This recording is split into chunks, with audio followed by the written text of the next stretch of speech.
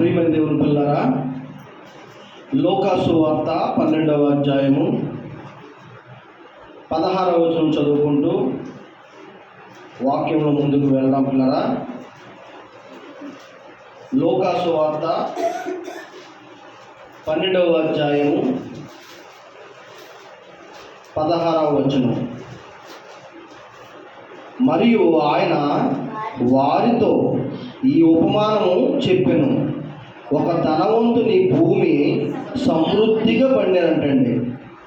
అమ్మా, ఒక ధనవంతుడు ఉన్నాడంట. ఆ ధనవంతుడు ఒక ఆలోచన చేస్తున్నాడు. ఏంటి ఆ ఆలోచన?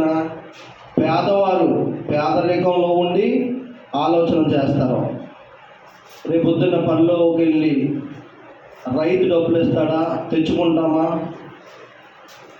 లేదా రేపు పని ఉంటుందా ఉండదా అని చింతిస్తూ ఉంటారు కదా. అలాగే సామంతులు, డబ్బున్న వారు ఆలోచనలు ఎలా ఉంటాయో వాక్య లేఖనాల్లో మనం చదువుకుంటూ ముందుకు వెళ్దాం. ఒక ధనవంతుడు భూమి సమృద్ధిగా పండినంట. అప్పుడు అతడు నా పంట సమకూర్చుకొనుటకు నాకు స్థలము చాలదు గనుక నేనేమి చేతునని తనలో తాను ఆలోచించుకొని, నేను ఇలాగూ చేతును, నా కోట్లు విప్పి వాటి కంటే గొప్ప వాటిని కట్టించి అందులో నా ధాన్యం అంతటిని,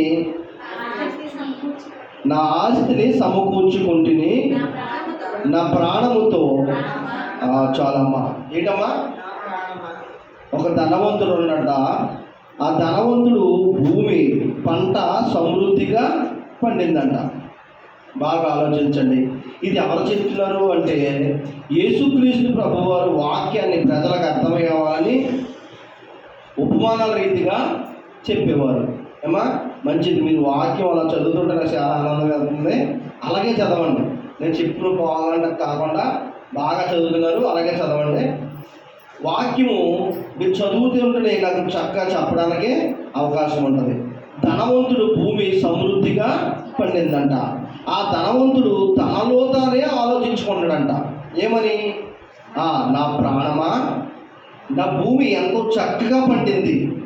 అయితే పాత కొట్లు సరిపోవు. కొట్లు అంటే ఏంటంటే పూర్వం రోజుల్లో పిల్లరా బయట గట్టితో అల్లి చుట్టూ పొట్టలా కట్టేవారు అన్నమాట. కొన్ని తడికలతో కట్టేవారు, కొన్ని గట్టితో పాటు అల్లేవారు అనమాట. అవి ఏంటంటే తొట్లు లాంటివి అనమాట. అట్లా ఏమంటారంటే కొట్లు అంటారు. దాంట్లో ధాన్యాన్ని నిల్వ చేసేవారు. రైతులు ఏం చేసేవారంటే ధాన్యాన్ని నిల్వ చేసేవారు. ఈ పంట విస్తారంగా పండిందంట. ఆయన అంటున్నాడు, చూడండి ఎంత చక్కగా చెప్తున్నాడో. చదవండి ఒకసారి. అప్పుడు అతడు నా పంట సమకూర్చుటకు నా స్థలము చాలదు గనుక నేనేం చేద్దును అని తనలో తానే ఆలోచించుకున్నాడంట. ఏం చేద్దును, నాకు సరిపోతలేదు స్థలము, ఏం చేస్తాను అని ఆలోచించి నేను ఇలాగ చేద్దును, నా కోట్ల విప్పి వాటికంటే గొప్ప వాటిని కట్టించి అందులో నా ధాన్యమంతటిని, నా ఆస్తిని సమకూర్చుకుంటుని నా ప్రాణముతో. ఒక్కరు చదవండమ్మా చక్కగా. ఆయన అంటున్నాడు, నా ప్రాణముతో. ఎవరి ప్రాణంతో? బాగా ఆలోచించండి. ఎవరి ప్రాణంతో? తనలో తానే ఆలోచించుకుంటున్నాడు పిల్లరా. తనలో తానే ఆలోచించుకుంటూ నా ప్రాణముతో, నా ప్రాణమా, అనేక సంవత్సరములకు విస్తారమైన ఆస్తిని నీకు సమకూర్చుకుని వడి ఉన్నది. ఎవరన్నాడో? ఆయనే చెప్పుకుంటున్నాడు ఆ మాట. ఇంతకీ ఎవరికో చెప్తలేదు. ఎంత బాగా చూడండి. ఆయన ప్రాణంతో అన్నాడు, ప్రాణమా, విస్తారమైన ఆస్తిని సంపాదించుకుంటుని అని అతను అన్నాడు. సుఖించుము, తినుము, త్రాగుము, సంతోషించుము అని చెప్పుకుందును అనుకొనెను. ఏమా, ఆస్తి అంతా బాగా సమకూర్చుకున్నాడంట. ధాన్యం చక్కగా వచ్చింది. వచ్చిన తర్వాత ఏం ఆలోచిస్తారు ఎవరైనా ఈరోజు ఏం ఆలోచిస్తారు? ఒకరికొకరు ఏమనుకుంటారంటే తిన్నామా, తాగామా, సుఖించి ఉన్నామా, ఇదే ఆలోచన. అప్పుడైనా ఇప్పుడైనా, ఇప్పుడు కూడా ఉందా లేదా? అలాగా ఇప్పుడు కూడా అదే ఆలోచన. అలాగే అప్పుడు కూడా యేసుక్రీస్తు వారి కాలంలో కూడా ఏ ఆలోచన ఉంది? ఇది బాబోయ్, నిజంగా ఆలోచనలు అండి. కొంతమంది ఆలోచిస్తారు. ఎలాగ ఆలోచిస్తారు? తాగామా, తిన్నామా, సుఖించామా. ఇంకా దేవుడు కూడా మనకు గుర్తుండదు ఏమా? అవునా కదా? మనోళ్ళకి కూడా మనోళ్ళకి కూడా కడుపు నిండిందంటే ఏం కావాలి? నిద్ర. అవునా కదా? ఈరోజు మంచి అద్భుతమైన పాఠం పిల్లల. దేవుడు వాక్యం చూడండి ఎంత బాగా చెప్తున్నాడో. క్రీస్తు ప్రభువు వారు అక్కడున్న శిష్యులకు, ప్రజలందరికీ అర్థమయ్యేటట్లుగా ఉపమాన రీతిగా చెబుతూ ఆయన అనుకుంటాడంట, ధనవంతుడు ఆ ధాన్యం విస్తారంగా పండింది, దాన్ని చక్కగా దాచి సమకూర్చాను, నా ఆస్తి 10 రెట్లు ఉన్న ఆస్తి ఇప్పుడు 20 రెట్లు పెరుగుతుందని చెప్తూ, అమ్మ ఇసా అని నా ప్రాణమా తినుము, తాగుము, సంతోషించుము అని అనుకుంటున్నాడంట. ఏమనుకున్నాడమ్మా? ఎవరైనా సరే ఏం ఆలోచించారు? ఇలాగే ఆలోచిస్తారు. బాగా విస్తారంగా డబ్బు ఉన్నప్పుడు ఏం ఆలోచిస్తారు? ఇలాగే ఆలోచిస్తారు. కానీ అక్కడ దేవుడు ఒక కొరడాలంటి మాట చెప్తున్నాడు చూడండి. నా ప్రాణమా తినుము, తాగుము, సుఖించుము అని సంతోషించుము అని చెప్పుకుంటున్నాను అంటే, అయితే దేవుడు వెర్రివాడా, ఈ రాత్రి నీ ప్రాణము చూడండి ఎంత బాగుంది ఆ మాట అక్కడ.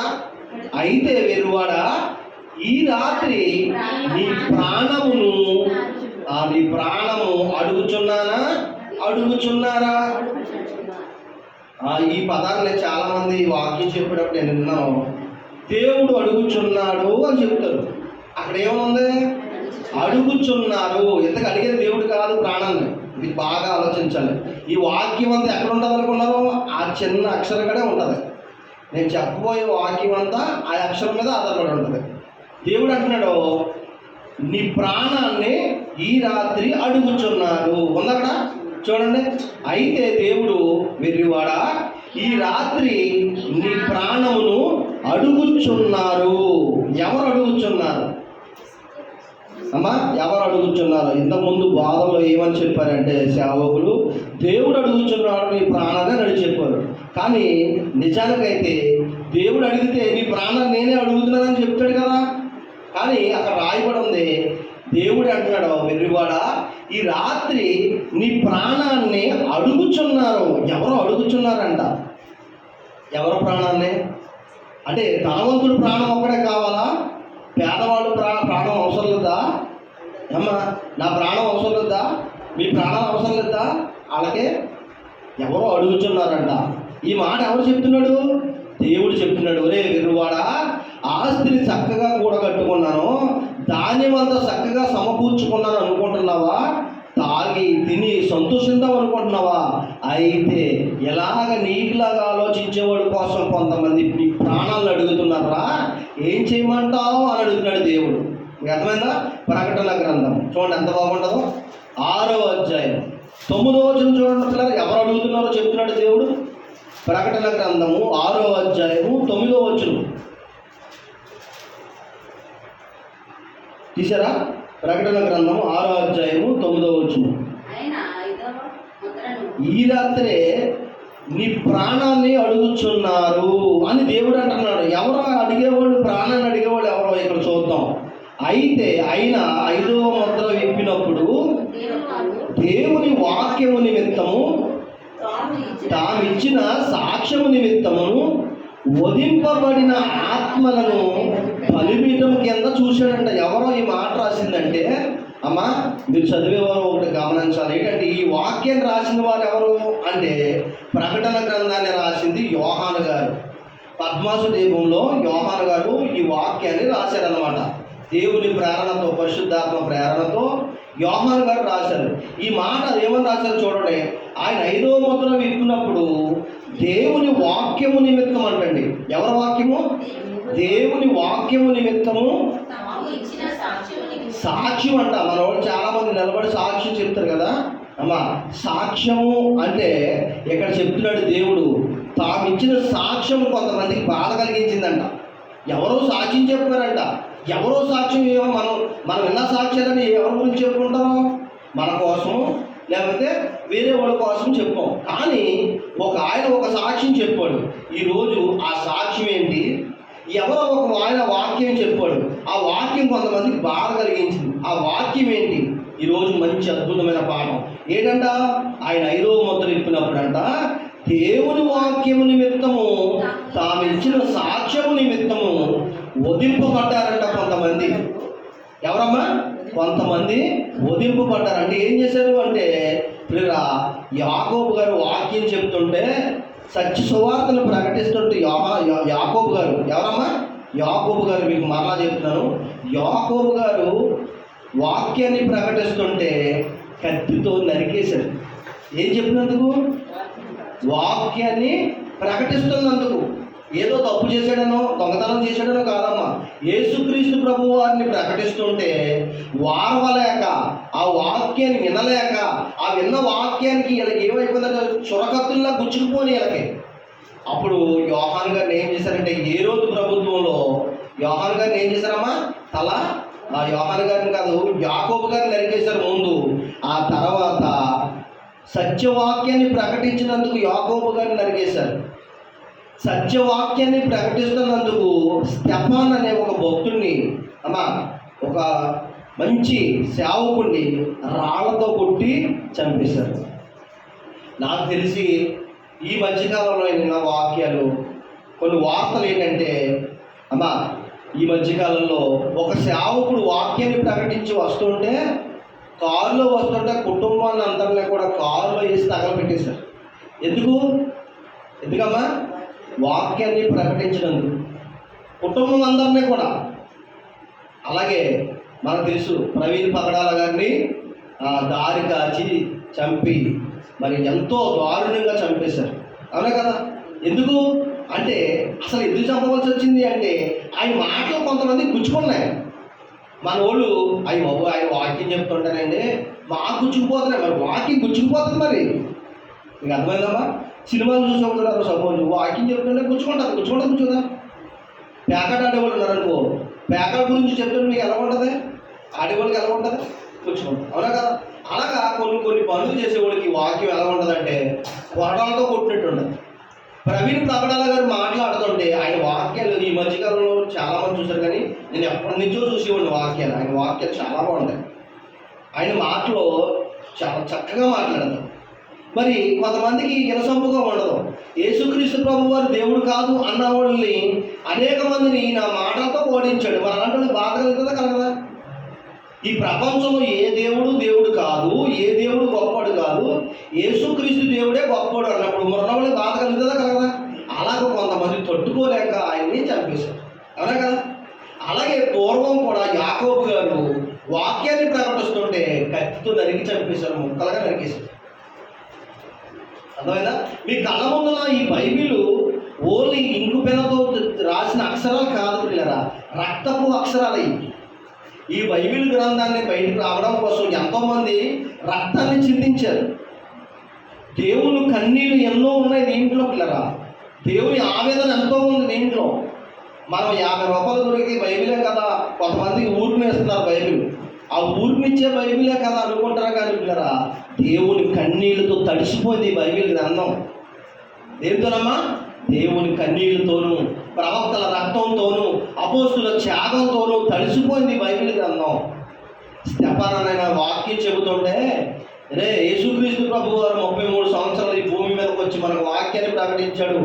ఆయన రక్షణ భాగ్యాన్ని ఇవ్వడానికి వస్తే అలాంటి మచ్చలేని మహానీయుని మీరు చంపేసి పొట్టలు కట్టుకున్నారా అని చెప్తుంటే వారవలేక యూదులు రాళ్లతో కొట్టి చంపారమ్మా.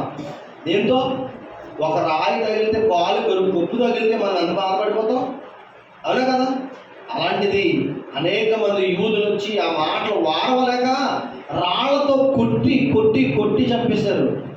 ఒక చిన్న రాయి గొప్ప తగిలితేనే మనం తట్టుకోలేం కదా. అలాంటిది రాళ్లతో తెచ్చి రాళ్ళు తెచ్చి కొడుతుంటే ఒక్కో దెబ్బ తగులుతుంటే కింద పడిపోయి కొట్టుకుని చచ్చిపోయాడంటే ఎంత బాధ ఉంటుంది చూడండి ఏమా, అవునా కదా? ఎంత బాధపడి ఉంటాడో. అలాగా రక్తాన్ని చిందించాడు. ఏం చేసినందుకు? ఏం తప్పు చేశాడమ్మా? యేసుక్రీస్తు ప్రభు అని దేవుడు అని చెప్పాడు. మనోడు ఇద్దరు ముగ్గురు పోగొట్టారంటే ఆ వాక్యం గురించి మాట్లాడుకుంటారా? మాట్లాడుకోరు. దేని గురించి మాట్లాడుకుంటారు? అక్కడికి వెళ్దాం, ఇక్కడికి వెళ్దాం, అందరం కలిసికట్టుకు వెళ్దాం. ఏం చేద్దాం? అందులో అమ్మా తులసి వనంలో గంజాయి వనంలా ఉంటారు. ఈ రైలు ఇంజిన్ని భోగిలన్నింటిని తీసుకుపోయి ఎక్కడ తీసుకుపోతారు తెలుసా? పాడైపోతే తీసుకుపోతారు. మనందరం నలుగురు కలిసి కూర్చున్నాం కదా, చక్కగా కాసేపు బైబిల్ చదువుకున్నాం. బైబిల్ ఓ ప్రశ్న వేస్తాం, నలుగురు మనం సమాధానం వెళ్తాం. లేదు, మన చర్చిలో పాటలు పాడలేకపోతున్నాం కదా, అందరూ కలిసి ఒక్కొక్క పాట నేర్చుకున్నాం. ఫస్ట్ నేను పాడతాను, తర్వాత నువ్వు పాడు. అలా నలుగురు దేవుని పాటలు పాడుతూ దేవుణ్ణి స్తుతిద్దాం అనుకుంటారా? మగోళ్ళుకోమో పేక ఆట, ఆడోళ్ళుకోమో ఈ కొత్తగా ఈ మధ్యకాలంలో వచ్చింది హౌసీ ఆట. ఏమాటది? హౌసీ ఆట. చూసారా? వాక్యమే నేర్చుకుంటారా? పాటలే నేర్చుకుంటారా? నేను ఒక చోట ఎలాగే చెప్తానంట, ఒక చోట వాక్యం చెప్తుంటే ఎందుకు అసలు విషయం ఏంటి అనుకున్నారో, అక్కడే ఆడుతున్నట్టు హౌసీ ఆట. వాళ్ళు వచ్చి అన్నారు, అయ్యగారు మీరు వాక్యం ఎక్కడ చెప్పారు, మేము ఆడతాం చూసారా అన్నారు. ఇదేటమ్మా నాకేం తెలుస్తుంది, ఎక్కడి నుంచో వచ్చాను నేను వాక్యం చెప్పి వెళ్ళిపోతాను అని. ఈ మాటలు నేను ఎందుకు చెప్తానంటే మీకు చాలామంది ఏమనుకుంటారంటే, చాలామంది మొన్న తావీలు కట్టాను కదా, తావీల గురించి చెప్పాను కదా వాక్యం, ఆ వాక్యం నాకు వచ్చి అనుకుంటారు కొంతమంది. నాకు ఎన్నేం తెలవదు నాకు. ఇది ఏంటంటే దేవుని యొక్క పరిశుద్ధాత్మ ప్రేరణ ద్వారా మాట్లాడే మాటలు అనమాట. వాక్యం సందర్భంగా చెప్పేటప్పుడు కొన్ని మనకు పరిశుద్ధాత్మ ప్రేరణ వాక్యం మన మీదకి అలా వస్తుంది అనమాట. అప్పుడు ఆ మాటలు మనకు వస్తూ ఉంటాయి. ఇక అర్థమైందా? రాళ్లతో కొట్టి చంపేశాడంటే అసలు వాళ్ళకి ఎంత బాధ కలిగితే రాళ్లతో కొట్టి చంపారంటారు. ఏమా, చెవులు కొంతమంది చాలామంది దూదు పొలంతో చెవి తిప్పుకుంటారు, అవునా? కొంతమందికి కోడిలతో తిప్పుకుంటే ఇష్టం. కోడిలతో తిప్పుకుంటే చక్కగా ఎలా ఉంటుంది, నిద్ర వచ్చినట్టు సైట్గా, అవునా కదా? కొంతమంది వాక్యం చెప్తే కల్పనా కథలు ఇలా ఉంటాయి. అలా ఉంటే ఎవరికే బాధ? కొట్టవలసిన పని ఏంటి, తిట్టవలసిన పని ఏంటి? కానీ జనాలకి వాక్యం ఎలాగంటే ఇష్టం తెలుసా? ఎలాగంటేనే ఇష్టం, అవునా కదా? ఎలాగా? కోడితో తిప్పుకున్నట్టు ఉండాలి చెవి. ఇది నేను చెప్తున్న మాట కదమ్మా, ఇది కూడా వాక్యం ఉంది. కొంతమంది ప్రజలంట దురద చెవులు కలవారంట. ఆ మాటలకి దురద ఎలా తిరుగుతుందంట, ఆ మాటలకే తిరుగుతుందంట. అంటే ఆ మాటలకు అలవాటు పడిపో. చూసారా? రాళ్లతో కొట్టి చంపేశారు స్టెఫాన్ గారిని, నాయకుడిని, సేవకుడిని రాళ్లతో కొట్టి చంపేశారంటే అసలు ఎలాంటి మాటలు చెప్పుంటే అంత బాధ అవుతుంది జనాలకే, అంత కోపం వస్తుంది, అవునా కదా? పిల్లలు ఆలోచించండి. అబ్రహాము గారి గురించి, ఇసాక్ గారి గురించి, యాకోబు గారి గురించి చెప్పుకుంటూ వచ్చి యేసుక్రీస్తు ప్రభు వారు మచ్చలేని మహనీయుడురా, మీరు ఆయన్ని సిలువ మీద చంపేశారు, దొంగ ఒక పరప్పాన్ని విడుదల చేసి మచ్చలేని మహనీయుని చంపేశారా మీరు అని మొహం మీద అడిగి వాళ్ళకి ఏమొచ్చేసింది తెలుసా? కోపం వచ్చేసింది, తట్టుకోలేకపోయారు. మీకు అర్థమైందమ్మా? మరి అప్పుడే కదా యేసు ప్రభు గారిని చంపేశారు కదా. బరబ్బ అంటే ఎవరు? గజ్జి దొంగ. దొంగ విడుదల చేశారు మీరు. దొంగ విడుదల చేసి మహాత్ముని, మచ్చలేని మహాత్ముని చంపేశారా మీరు అనేది అడిగి తట్టుకోలేక రాళ్లతో కొట్టి చంపేశారు. ఎవరిని? ఎవరు ఆయన పేరు? స్టెఫాను. మీరు పేరు గుర్తుపెట్టుకోవాలి. ఏం పేరు అమ్మాయి పేరు? స్టెఫాను. స్టెఫిన్ అంటారు ఇంగ్లీష్లో, స్టెఫిన్. అమ్మా, యాకోబు గారు వాక్యం చెప్తుంటే కత్తితో నరిగి చంపేశారు. చూసారా? చదువుదాం ఒకసారి ఆ మాట మాట చూడండి. ఈ మాట అలాగే ఉంచండి, మూసేయద్దు. అపోస్తుల కార్యాలు 7వ అధ్యాయం 57వ వచనం చదవండి, ఎంత బాగుంటుందో. ఈ మాట అలాగే ఉంచండి, మూసేయద్దు. అపోస్తుల కార్యాలు 7వ అధ్యాయం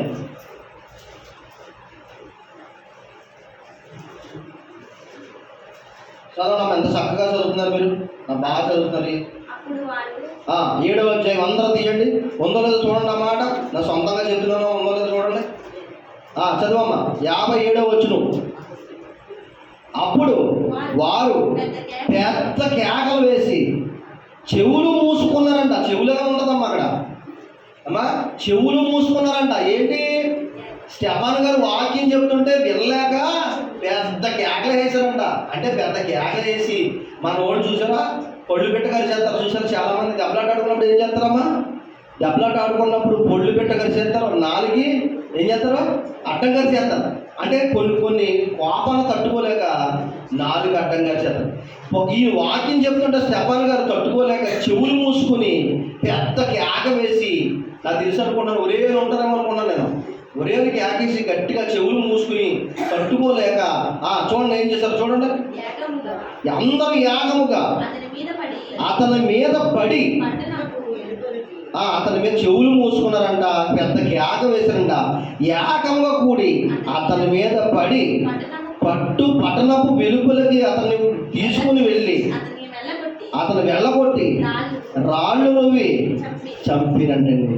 చూసారా అమ్మా, ఏం చేశారంట, రాళ్లతో. ఒక రాయి తగిలితే మనం ఎంత అల్లాడిపోతాం, అవునా కదా? ఒక రాయి తగిలితే ఎంత అల్లాడిపోతాం, చిన్న గొప్పు తగిలితే ఎంత అల్లాడిపోతాం. అలాంటిది ఒక్కొక్కరు ఒక్కొక్క రాయితో కొడుతుంటే తగలరాని చాట తగులుతూ ఉండి తలకు తగిలి మొఖాలు తగిలి ఎంత బాధపడిపోతాడమ్మా, ఆలోచించండి.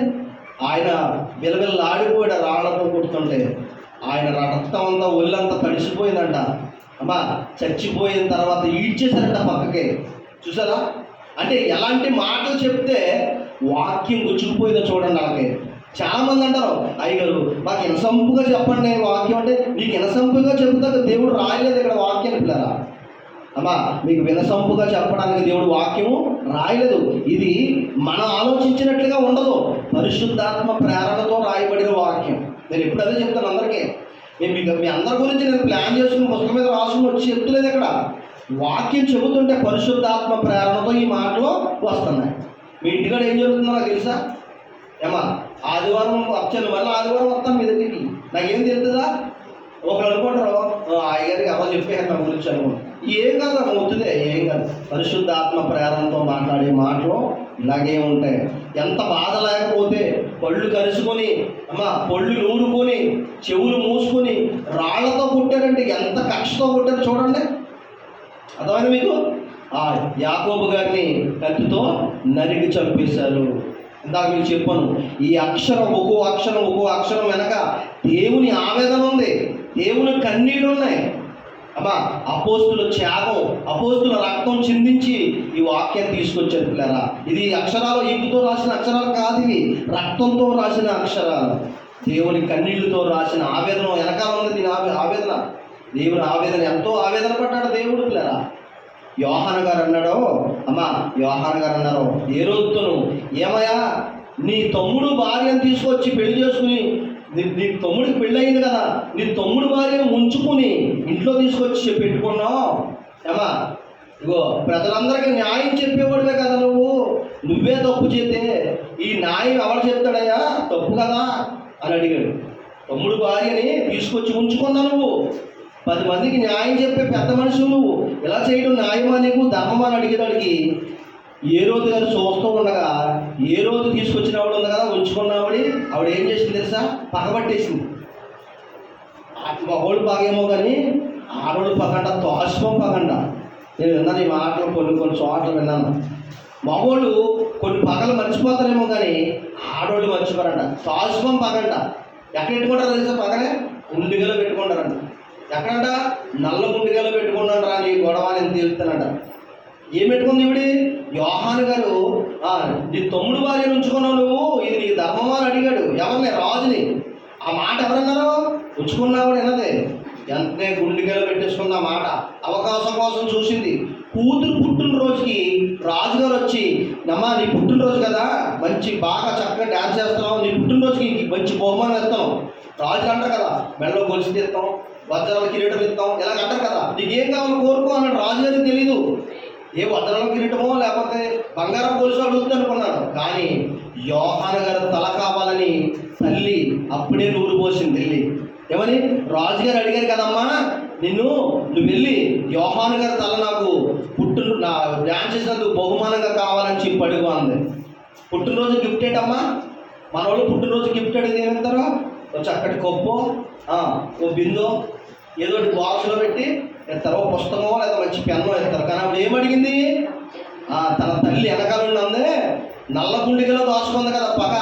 ఆ యోహాను గారు ఆ మాట అంటతో జీర్ణించుకుపోయింది.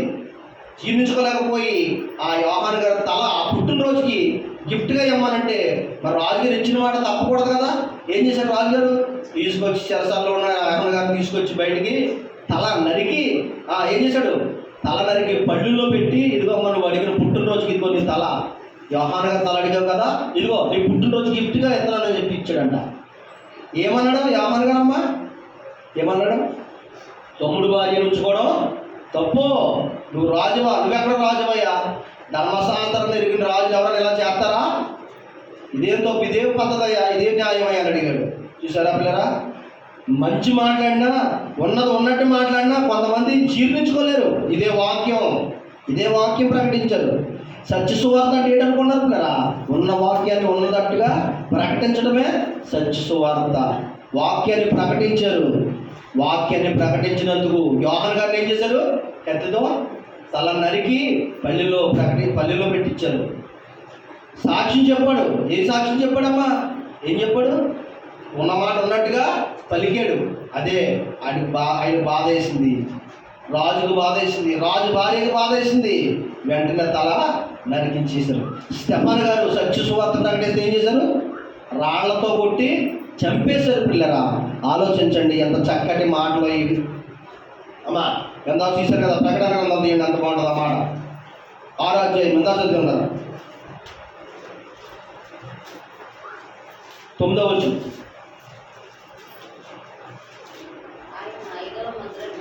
ఆయన 5వ ముద్ర ఇప్పినప్పుడు 10వ వచనం చదవమ్మా. వారు నాదా సత్యస్వరూపి పరిశుద్ధుడా. ఎవరు అనుకున్నారు వీళ్ళందరూ? అమ్మా ఎవరు? ఇందాక అన్నారు కదా, వెర్రివాడ, ఈ రాత్రే నీ ప్రాణము అడుగుచున్నారు. ఎవరు అడుగుతున్నారు? ఎవరు అడిగేవాళ్ళు? ఎవరో తెలుసా? రాళ్లతో కొట్టబడ్డాడు కదా స్టెఫాను గారు, కత్తితో నరకబడ్డాడు కదా యాకోబు గారు, అమ్మా యోహాను గారు తల నరికేశారు కదా. వీళ్ళందరూ పరదేశంలో ఉండి దేవునికి ప్రార్థన చేస్తున్నారు. ఏం చేస్తున్నారు? చూడండి ఎంత బాగుంది. 9వ వచనం. ఆయన 5వ ముద్ర విప్పినప్పుడు దేవుని వాక్యము నిమిత్తము, తామిచ్చిన సాక్ష్యము నిమిత్తము వధింపబడిన వారి ఆత్మలను బలిపీఠము క్రింద చూచితిని. బలిపీఠము అనగా పిల్లరా, మనం ఉన్న ప్రదేశం కింద ఉన్నదే బలిపీఠము అంటే పాతాళ లోకము. బలిపీఠము క్రింద అంటే పాతాళ లోకంలో పరదేశి అనే ప్రదేశం ఒకటి ఉంది. తర్వాత వేదనకరమైన స్థలము ఉన్నది. పాతాళం అనగా 3 లోకాలు కలిగిందే లోకము. ఒకటి ఏడవది పరదేశి, 2 వేదనకరమైన స్థలము, 3వది మహా అగ్నిగుండము. చూడండి అక్కడ ఎంత బాగుందో, అక్కడ చదవండి మరి. బలిపీఠము కింద చూచి తిని వారు నాదా సత్యస్వరూపి పరిశుద్ధుడా, నాదా సత్యస్వరూపి పరిశుద్ధుడా, ఎందాక తీర్పు తీర్చక ఉండువు, మా రక్తము నిమిత్తము భూనివాసులకు ప్రతిదండన చెయ్యక ఉండు అని బిగ్గరగా కేకలు వేశారంట. మీకు అర్థమైనప్పుడు ధనవంతుడు ఇందాక ధనవంతుడు సమృద్ధిగా పంట పండింది, నా ప్రాణమా తినుము తాగుము సుఖించుము అన్న కదా. అప్పుడు దేవుడు అన్నాడు, ఈ రాత్రే నీ ప్రాణాలు అడుగుచున్నారు. ఎవరు అడిగేవాళ్ళు అంటే ఇదిగో నీతిమంతులు పరిశుద్ధులు, దేవుని వాక్య నిమిత్తము సాక్ష్యము నిమిత్తము వధింపబడ్డారు. వాళ్ళ రక్తాన్ని సిందించబడ్డారు. వాళ్ళు చచ్చిపోయి పరదేశంలో ఉండి అంటున్నారు, నాదా సత్యస్వరూపి పరిశుద్ధుడా, ఎందాక తీర్పు తీర్చక మా రక్తం నిమిత్తము భూనివాసులకు ప్రతిదండం చేయక ఉందువయ్యా అని బిగ్గరగా కేక వేశారంట. అంటే నీ కుమారుడైన యేసుక్రీస్తు ప్రభువారిని ఈ భూమి మీదకు పంపవయ్యా. యేసుక్రీస్తు ప్రభువారు భూమి మీద కొత్త ఏమో తెలిసిన పిల్లరా, తీర్పు జరుగుతుంది. ఏం జరుగుతుందమ్మా? తీర్పు జరుగుతుంది. భూనివాసులు అందరూ కూడా ఏమైపోతారు? నీతిమంతులు అందరూ ఒక పక్కకే, తప్పు చేసిన వాళ్ళందరూ ఒక పక్కకే. దేవుడు అంటే లెక్క లేకుండా ఈ లోకం కోసమే బ్రతుకుతూ, దేవుడి మాటకు ఏమాత్రం విలువ లేకుండా, దేవుడు వాక్యం చెప్పినా వినకపోకుండా, దేవుని మందిరానికి రాకుండా అశ్రద్ధ చేసే వాళ్ళందరినీ దేవుడు దూతలు వచ్చి పోగు చేస్తాయంట. పోగు చేసి పరిశుద్ధులందరినీ ఒకవైపుకి, నీతిమంతులందరినీ ఒకవైపుకి, పాపం చేసిన వారందరినీ ఒకవైపు పోగు చేస్తారంట. పిల్లరా, పోగు చేసి దేవుడు మహా తీర్పు జరుగుతుంది. చూద్దాం. 2 పేతురు రాసిన పత్రిక 3వ అధ్యాయం 9వ వచనం చదువుకుని ముగించుకుందాం. 2 పేతురు రాసిన పత్రిక 3వ అధ్యాయం 9వ వచనం. కొందరు ఆలస్యమని ఎంచుకున్నట్లు ప్రభువు తన వాగ్దానమును గురించి ఆలస్యము చేయువాడు కాడు, గాని ఎవడు నశింపవలనని ఇచ్చయింపగా అందరూ మారు మనసు పొందవలనని కోరుచున్నాడంట. ఏమా ప్రభు ఇంకా వస్తాడో? ఇంకా వస్తలేదేంటి? ఎప్పుడో చెప్పాడు పాస్టర్ గారు ప్రభు వచ్చేస్తాడు, ప్రభు వచ్చే దినమైంది, ప్రభు రాకడ దగ్గర పడింది అంటారు తప్ప ఇంకా రావట్లేదు అని అనుకుంటున్నారు ప్రజలు. ప్రభు చెప్తున్నాడు అందరికీ ఏమంట? కొందరు ఆలస్యమని ఎంచుకున్నట్లు ప్రభు తన వాగ్దానం చూచి ఆలస్యం చేయవాడు కాడు, కానీ అందరూ మారు మనసు పొందాలని చూస్తాడంట. ఏం చూస్తాడమ్మా? అందరూ ఏం చేయాలంట? మారు మనసు పొందాలి. ఒకవేళ మారు మనసు పొందకుండా చచ్చిపోతే ఎక్కడికి వెళ్ళిపోతారో? భయంకరమైన పాతాళంలోకి వెళ్ళిపోతారు. అక్కడ అంటారలో ప్రభువా రక్షించు, ప్రభువా ఇక్కడ అన్నాడు ప్రభు అక్రమము చేయవాళ్ళరా, ప్రభువా ప్రభువా ప్రభువా అంటారేంటి? అక్రమం చేయవాళ్ళరా నా ఎద్దలండి ఉండి అంటాడు. ఎందుకంటే బ్రతికున్నప్పుడు దేవుని కోసం మారు మనసు పొందకుండా ఉంటే పిల్లరా, మన బ్రతుకులు మారకుండా ఇంకా దేవుని కోసం మన జీవితాలు దేవుని కోసం బ్రతకకుండా ఉంటే ప్రభు వచ్చి రాకడికి ఎవరిని కూడా విడిచిపెట్టడం. అందుకే ఆయన వస్తే దేవుడి రాకడ దగ్గరికి వస్తే పిల్లరా, దేవుని రాకడ వస్తే ఇది యొక్క లోకం అంతా కూడా ఏమైపోద్ది అంటే లైవ్ అయిపోద్ది. యేసుక్రీస్తు ప్రభు రాగానే లోకం అంతా ఏమైపోద్ది? లైవ్ అయిపోద్ది. అందుకనే ప్రభు రాకడ ఆలస్యం అవుతుంది. ఎందుకంటే అందరూ కూడా మారు మనసు పొందాలి. చూసారు ఎంతమంది మాట? ధనవంతుడు అడిగాడు ఏమని? నా ప్రాణమా తినుము తాగుము సుఖించు అని. దేవుడు అంటున్నాడు వెర్రివాడ, ఈ రాత్రే నీ ప్రాణాలు అడుగుచున్నారు. ఎవరు వాళ్ళు అడిగేవాళ్ళు అంటే నీతిమంతులు, పరిశుద్ధులు, దేవుని కోసం దేవుని వాక్యం కోసం త్యాగం చేసిన మహనీయులు, రక్తంతో తడిసిన ఆ నేలలో నుంచి కింద నుండి మొరలు పెడుతున్నారు. పరిశుద్ధులు పరదేశంలో ఉండి మొరలు పెడుతున్నారు, నాయన సత్యస్వరూపి నీ కుమారుని పంపబోయా ఈ లోకం మీదకి అని. మరి వాళ్ళందరూ కూడా ప్రార్థనలు చేస్తున్నారు కదా, ఘోషిస్తున్నారు. అక్కడ అంటాడు దేవుడు అంటున్నాడు కొంచెం కాలం ఆగుదాం. ఎందుకంటే ఇదిగో మరి ఈ పక్కన వాళ్ళు కొంతమంది మారవలసిన వాళ్ళు ఉన్నారు.